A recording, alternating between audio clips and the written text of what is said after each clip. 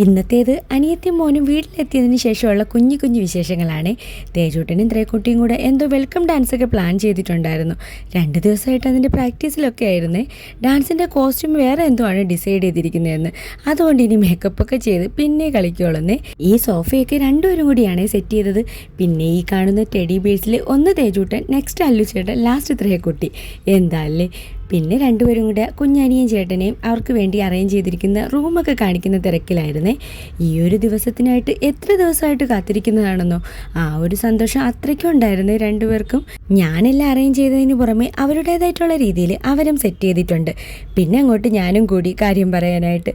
ഇനി രാത്രി ആരൊക്കെയാണ് കുഞ്ഞനിയുടെയും ചേട്ടൻ്റെ അടുത്ത് കിടക്കുന്നത് എന്നൊക്കെയുള്ള പ്ലാനിങ്ങിലായിരുന്നേ. അനിയത്തിയാണെങ്കിൽ ഒരു ദിവസത്തേക്ക് എന്നൊക്കെ പറഞ്ഞ് റിക്വസ്റ്റ് ചെയ്യുന്നുണ്ടായിരുന്നു. എവിടെ രണ്ടുപേരും കിടക്കില്ല, അവർക്ക് അവരുടെ അമ്മയുടെ മണം കിട്ടാതെ ഉറക്കം വരില്ല. അതൊക്കെ കഴിഞ്ഞിട്ട് പിന്നെ പെട്ടിപ്പൊട്ടിക്കൽ പരിപാടിയായിരുന്നു. ഇത് ചെയ്യുമ്പോൾ പണ്ടത്തെ ഓരോ കാര്യങ്ങളൊക്കെ ഓർമ്മ വരുവേ. കുഞ്ഞിലെ അച്ഛൻ ഗൾഫിൽ നിന്ന് വരുമ്പോൾ കൊണ്ടുവരുന്നതൊക്കെ, ഇങ്ങനെ ആവേശം കൊണ്ട് എടുക്കുന്നതൊക്കെ.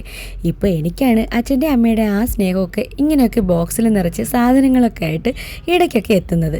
ഇങ്ങനെ കിട്ടുമ്പോൾ ഉള്ള സന്തോഷം അത് പറഞ്ഞറിയിക്കാൻ പറ്റാത്തതാണ്. ഇതിലിപ്പോൾ അച്ഛൻ്റെ അമ്മയുടെയും കൃഷി ഐറ്റംസാണ് കൂടുതൽ. പച്ചക്കായ്, വാഴയില, വയണയില, അങ്ങനെ തുടങ്ങി ചീര വരെ ഈ കൂട്ടത്തിലുണ്ട്.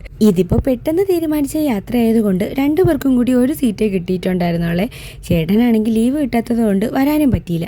ഇല്ലെങ്കിൽ കുറേ കൂടി സാധനങ്ങൾ എന്തായാലും കാണുമായിരുന്നു. ഇതിൽ കൂടുതലും തേജൂട്ടൻ്റെയും ത്രേക്കുട്ടിയുടെയും പിന്നെ ഏട്ടൻ്റെയും സ്നാക്സ് ഐറ്റംസ് ആയിരുന്നു. ലഡു, ജിലേബി, അലുവ, ഇതൊക്കെ പറഞ്ഞ് തന്നെ വാങ്ങിപ്പിച്ചിട്ടുണ്ട്. അമ്മയുടെ വക സ്പെഷ്യലായിട്ട് ചിപ്സും ചക്കവറ്റലും ഒക്കെ ഉണ്ട്. അച്ഛനാണെങ്കിൽ അച്ഛൻ്റെ ചക്കപ്രാണിക്ക് വേണ്ടിയിട്ടുള്ള ചക്കപ്പഴം എങ്ങനെയെങ്കിലും ഇവിടെ എത്തിക്കണമെന്നേ ഉണ്ടായിരുന്നോളെ. ഞാനാണെങ്കിൽ കൊടുത്തു വിടേണ്ട, ഇപ്രാവശ്യം കുറച്ചൊക്കെ കഴിക്കാൻ ഇവിടെ കിട്ടിയിട്ടുണ്ടായിരുന്നു എന്നൊക്കെ പറഞ്ഞതാണ്. പക്ഷെ അവർക്ക് വിഷമം, അവിടെ കഴിക്കാൻ എടുക്കുമ്പോഴൊക്കെ ത്രേക്കുട്ടീനെ ഓർമ്മ വരുമെന്ന്.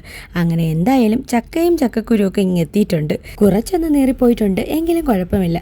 ത്രേക്കുട്ടി എന്തായാലും ഹാപ്പിയാണ്. പിന്നെ ത്രേക്കുട്ടിയുടെ തന്നെ സ്റ്റിച്ച് ചെയ്യാനുള്ള ഡ്രസ്സൊക്കെയാണ്. അനിയത്തി ഇങ്ങനെ ഓർഡറൊക്കെ എടുത്ത് ഡ്രസ്സൊക്കെ ഡിസൈൻ ചെയ്ത് കൊടുക്കും. ത്രേക്കുട്ടിയാണ് ആളുടെ ബ്രാൻഡ് അംബാസിഡർ. സ്റ്റിച്ച് ചെയ്യാനുള്ള സമയം കിട്ടാത്തത് കൊണ്ട് ഇവിടെ ഇരുന്ന് ചെയ്യാനുള്ള പ്ലാനിലാണ്. അടുത്തത് പിന്നെ എൻ്റെ ഫേവറേറ്റ് ഐറ്റമാണ് ഉണക്കമീൻ. ഞങ്ങളുടെ അവിടെ കരുവാട് എന്നാണ് കേട്ടോ പറയുന്നത്. ഇവിടെ വന്നിട്ട് ഞാൻ ഇതുവരെ ആയിട്ടും കഴിച്ചിട്ടില്ല. സ്മെല്ലെങ്ങാനും വന്നാൽ പിന്നെ ഇവിടെ നന്ന് തന്നെ പുറത്ത് പോകേണ്ടി വരും. ഇനിയിപ്പോൾ പാതിരാത്രിയോ അല്ലെങ്കിൽ വെളുപ്പം കാലത്തോ എണീറ്റ് വേണം ഇതൊന്ന് കുക്ക് ചെയ്യാനായിട്ട്. പിന്നെ ഞാൻ എപ്പോഴും ഷോർട്ട് വീഡിയോസാണ് ചെയ്യുന്നത്. ലോങ് വീഡിയോസ് അങ്ങനെ ചെയ്യാറേ ഇല്ല. അതിൻ്റേതായിട്ടുള്ള എല്ലാ പ്രശ്നങ്ങളും ഇതിനുണ്ട്. പറഞ്ഞിട്ടും എന്തോ തീരാത്ത പോലെയൊക്കെ എനിക്ക് ഫീൽ ചെയ്യുന്നു. പിന്നെ നാട്ടിൽ അച്ഛനും അമ്മയ്ക്കും കുറച്ച് കൃഷികളൊക്കെ ഉണ്ട്. കഴിഞ്ഞ പ്രാവശ്യം നാട്ടിൽ പോയപ്പോൾ ഞാൻ കുറച്ചൊക്കെ വീഡിയോസ് എടുത്തിട്ടുണ്ടായിരുന്നു. ഈ നാടൻ ചീരയൊക്കെ എന്തായാലും ഫ്രഷ് ആയിട്ട് തന്നെ കിട്ടിയിട്ടുണ്ടായിരുന്നേ. പിന്നെ ഇനി വാഴയില കിട്ടിയതുകൊണ്ട് എന്തായാലും പൊതിച്ചോറുണ്ടാക്കണം. അത് വിട്ടിട്ട് ഒരു കളിയുമില്ല. അവിടെ ഏട്ടൻ്റെ അവിടെ നിന്നും കുറേ സാധനങ്ങളൊക്കെ പാക്ക് ചെയ്ത് വെച്ചിട്ടുണ്ടായിരുന്നു. സീറ്റില്ല, അതുകൊണ്ട് ഇപ്പം തൽക്കാലം ക്യാൻസൽ ചെയ്തിട്ട് നെക്സ്റ്റ് ടൈം കൊണ്ടുവരാമെന്നൊക്കെ പറഞ്ഞതാണ്. പക്ഷെ അച്ഛൻ അവിടെ റെയിൽവേ സ്റ്റേഷനിൽ കൊണ്ടുവന്ന് സാധനങ്ങളൊക്കെ കൊടുത്തു വിട്ടിട്ടുണ്ടായിരുന്നു. അങ്ങനെ പെട്ടി പൊട്ടിക്കലൊക്കെ കഴിഞ്ഞ് ഞാൻ എല്ലാവർക്കും ഒന്ന് അറേഞ്ച് ചെയ്ത് എടുക്കുമ്പോഴത്തേക്കും ഇവിടെ കുഞ്ഞാനിക്ക് അവരുടെ റൂമൊക്കെ കാണിച്ചു കൊടുക്കുന്ന തിരക്കിലായിരുന്നു. നേരെ വെളുക്കാൻ ഇനിയും ടൈമുണ്ട്, ഉറങ്ങിക്കോളാൻ പറഞ്ഞിട്ട് ആര് കേൾക്കാൻ. കൂടെ കളിക്കാൻ ആളെ കിട്ടുമ്പോൾ പിന്നെ ഉറങ്ങാനോ. പിന്നെ ഓരോ കട്ടൻ ചായയൊക്കെ കുടിച്ച് ട്രെയിനിൽ ഓരോ വിശേഷങ്ങളൊക്കെ പറഞ്ഞ് കുറേ നേരം അങ്ങനെ ഇരുന്നേ. വെക്കേഷൻ ആയതുകൊണ്ട് ട്രെയിനിലൊന്നും നിന്ന് തിരിയാനുള്ള സ്ഥലം പോലും ഇല്ലെന്ന്. ഇത്തവണ ടോയ്ലറ്റ്സും ആകെ ശോക അവസ്ഥയായിരുന്നെന്ന്. വല്ല സ്പെഷ്യൽ ട്രെയിനൊക്കെ ഈ സമയത്താണ് വേണ്ടത്. ഇവിടെ അല്ലുചേട്ടനെ അവരുടെ പപ്പയെ ഒരുക്കുന്ന പോലെ പെയിൻ്റൊക്കെ ചെയ്ത് റെഡിയാക്കി വെച്ചിട്ടുണ്ട്. അങ്ങനെ നേരമൊക്കെ വെളുത്തു തുടങ്ങി. ഇവിടെ ഇപ്പോൾ പകൽ സമയം കൂടുതലും രാത്രി കുറവാണ്. രാത്രി 8 മണിയൊക്കെ ആയാലേ ഇരുട്ടി വരുള്ളൂ. രാവിലെ പെട്ടെന്നാകുകയും ചെയ്യും. പിന്നെ ഞാൻ ഇന്നത്തെ ബ്രേക്ക്ഫാസ്റ്റ് റെഡിയാക്കാനുള്ള തയ്യാറെടുപ്പിലായിരുന്നു. ഏട്ടനാണെങ്കിൽ ഓഫീസിലും പോകണം.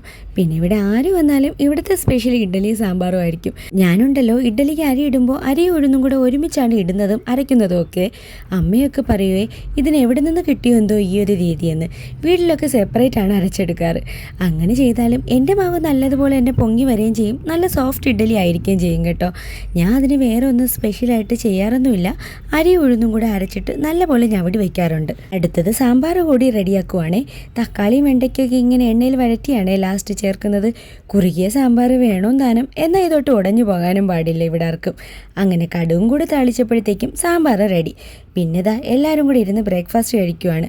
ഇന്നിനി വാഴയില കൊണ്ടുവന്നത് കൊണ്ട് പൊതിച്ചോറ് റെഡിയാക്കാനുള്ള പ്ലാനിങ്ങിലാണ്. ഒരാളും കൂടെ സഹായത്തിനുള്ളത് കൊണ്ട് ഇനി കുറച്ച് ദിവസം എന്തായാലും അടിപൊളിയായിരിക്കും.